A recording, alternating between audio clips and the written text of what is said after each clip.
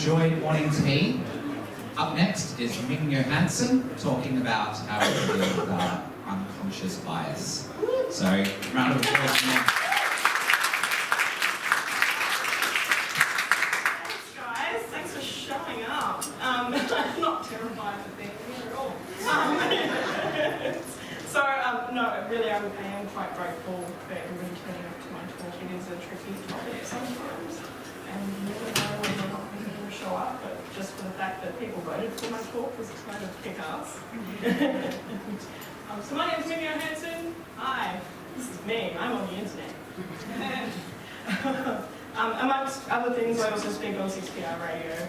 I run my own business. I'm an ambassador for OK Mental Health. And I'm also on the board for the Australian Computer Society in Western Australia. Recently re-elected.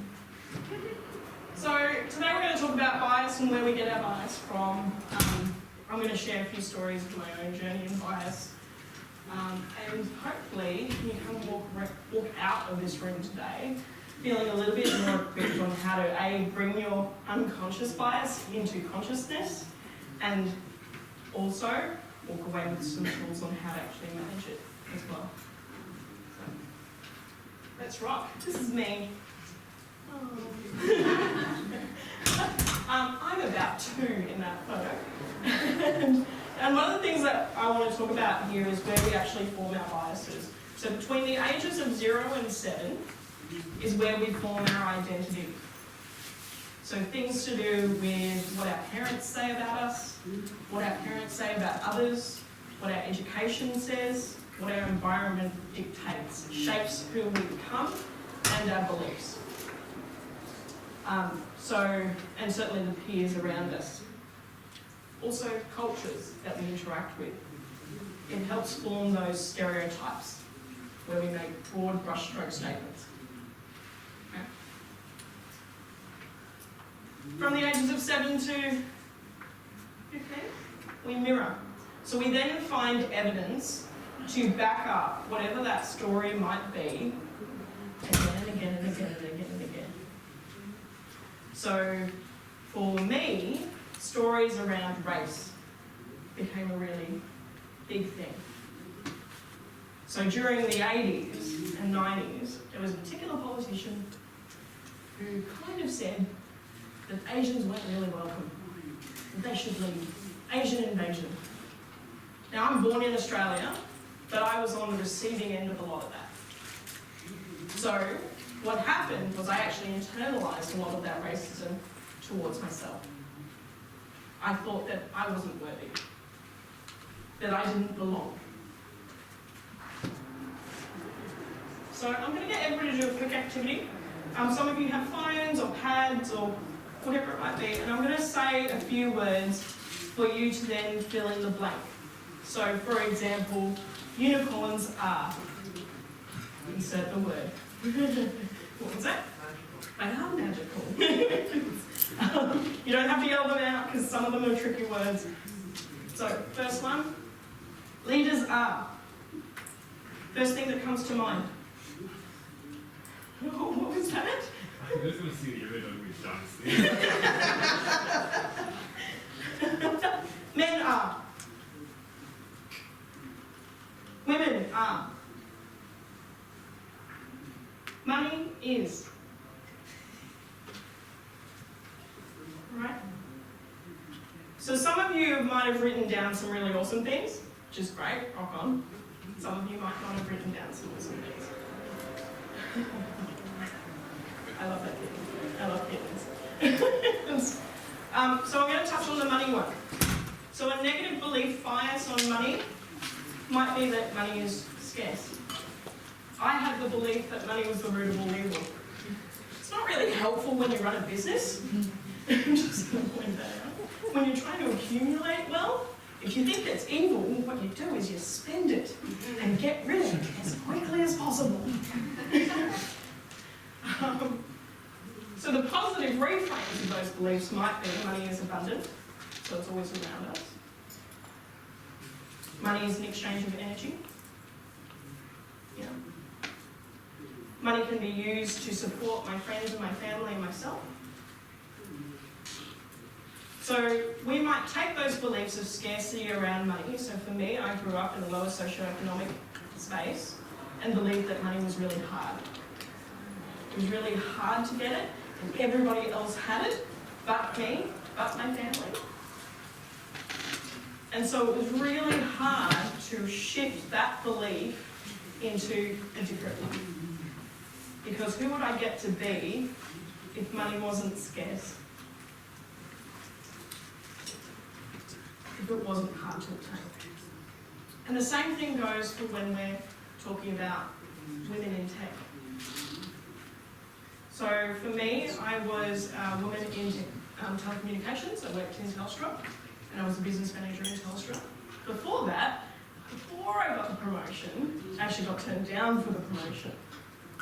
And when I got turned down for the promotion, I asked, like anybody does in their due diligence, why did I get turned down?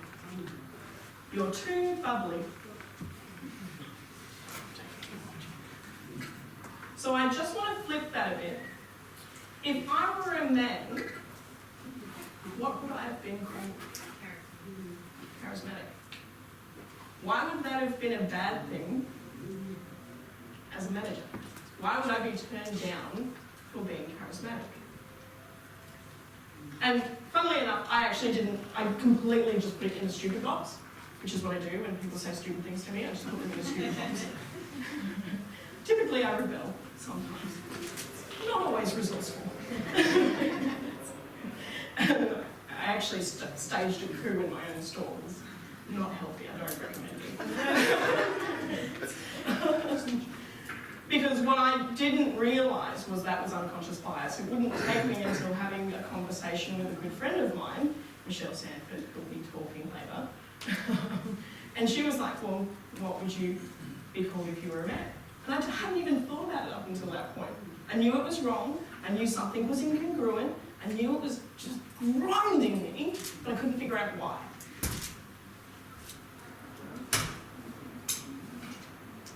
So, my own biases were around self-worth. I never felt, up until very recently, through lots of therapy, that I was worthy. That I would even be worthy to stand on a stage. Some of you who know me know that I suffer from PTSD. Others who know me also know that I'm an introvert.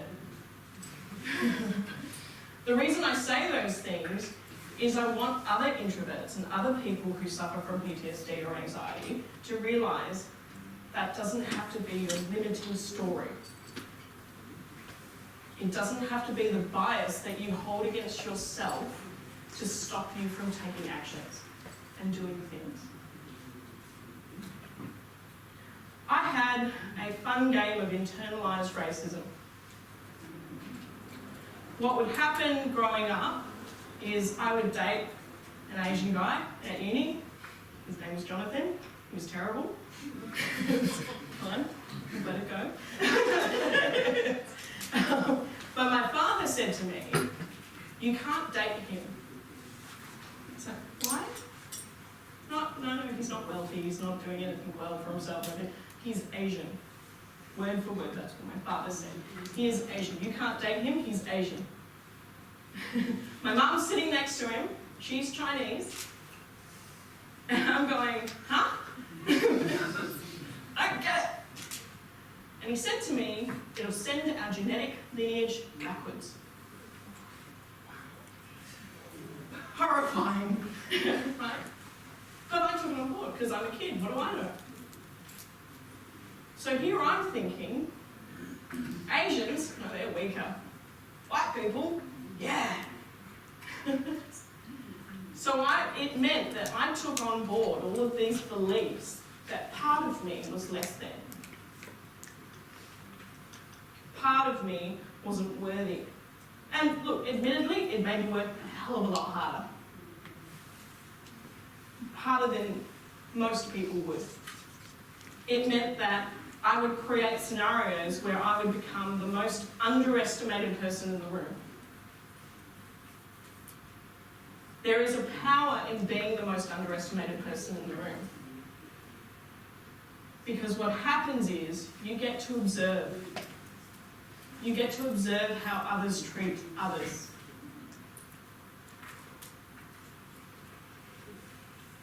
The second thing was, or the third thing was, that I have for the last 7 years told myself I am completely unemployable. I run my own business. That's been the story I've been telling myself. Funnily enough, I had an interview last week. I got headhunted for a job through LinkedIn. Kind of cool. Here I am walking into the interview going, nah, not for me. Best interview I've ever had in my life. Who would I get to be if I didn't hold on to the story that I'm unemployable? So all of these different biases play out in how we approach life. It's not just about everybody else's bias, we all have bias in one way, shape or form. Because we grow up with a certain environment, with certain privileges. Stop talking. Can everybody still hear me? Yay!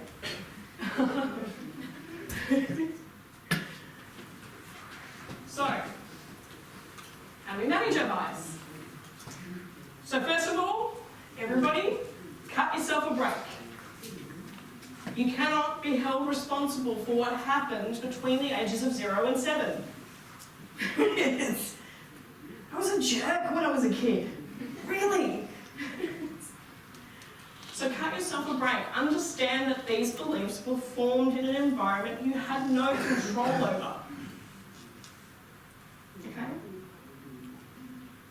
Second, bringing awareness to your bias is sometimes tricky, especially when it's unconscious. It usually takes an event or a particular president tweeting on the internet that will bring out our outrage. And what's important is to stop, take a breath, and look at that bias. What is that causing, that discomfort that I feel? Where's that coming from? Is that actually the situation that I'm in right now, or has it occurred before? Because we map. We build evidence over a long period of time that our bias is true. That's why we call it confirmation bias, which is what's talked about in the lockdown. We surround ourselves with people with like-minded beliefs and often don't challenge it. Third, create relationships with people who will challenge your bias in a good way. I'm so very lucky that I'm surrounded by incredible human beings. Michelle is absolutely one of them, who I will have my own challenges in something and I'll have a conversation with her. And when we have that conversation, it is in a safe space. I am never judged. And when you're working in your workplaces or working with your peers, that is the importance of safe space. Somebody might have a countering belief to you that is challenging. You cannot beat it into them. Instead, find out what their map reference is. So we often talk about the map is not the territory. So when you look at Google Maps, it's not the same as being on the corner of that street, seeing the people who are walking around. So if we mapped our childhood, every single one of us in this room would have a completely different map, where we've built those beliefs and we've put that landmark in place. And this leads to how we operate.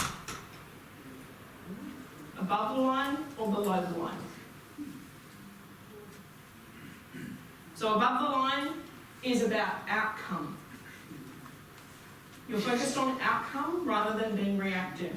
Below the line is where you're being reactive. That outrage fatigue that we're all feeling at the moment from the internet as a whole.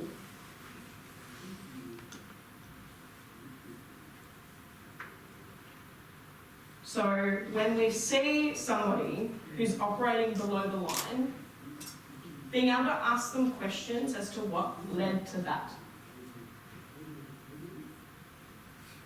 How did you come to that conclusion? What is it about this situation you can change?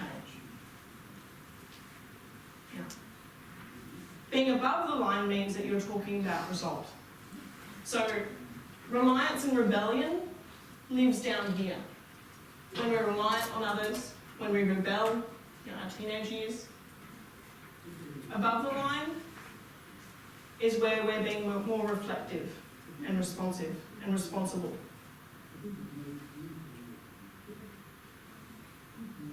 Don't try and put the square peg in the circle hole, because you'll only just become fatigued. Right? So my best way of managing these kind of situations, take a breath. What made you feel this way? So usually what I will do is go, who made me feel this way first? And how is this situation similar? Remind yourself that others don't have the same environment. So about 4 years ago, I lost a partner in a motorcycle accident. Died very suddenly and tragically. In doing that, what happened was I was in tremendous grief. Very few people know how to have a conversation about grief. And in fact, most people feel uncomfortable. I feel tremendous discomfort in grief. They'll ask two really frustrating questions. One is how he died, and the other is just get over it. Because they don't know what to say. So they say that. And it's taught me a tremendous amount of patience with people. And really what I hope that you guys leave with this is having more patience in understanding the intent behind somebody's comment that might be biased. Like the manager who turned me down for management because I was too ugly. Have patience and understand where that's coming from. And when we understand and have that patience, then we can shift that conversation in the right direction.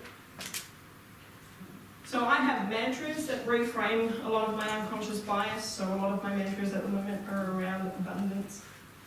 Accepting abundance is here to serve myself, my family, and my friends. And having more than enough rather than just enough. Finding great people you can talk to who won't create that confirmation bias, who will create that space. And every single one of you has the opportunity to be that person.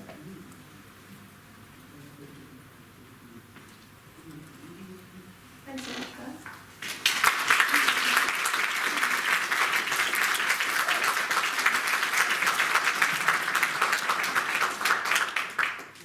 Thanks so much. Everyone, please submit your feedback. It's really important that we give our speakers feedback, and it'll also enter you into the prize draws. Thanks again, Ming. Yeah. There's 10 minutes until our next session, so if you need to get a coffee or a break, get it in quickly, and the next session starts in 10 minutes. If anybody wants to come up and have a conversation with me during the lunch break, then please, I'm welcome and invite them. Thanks so much, guys.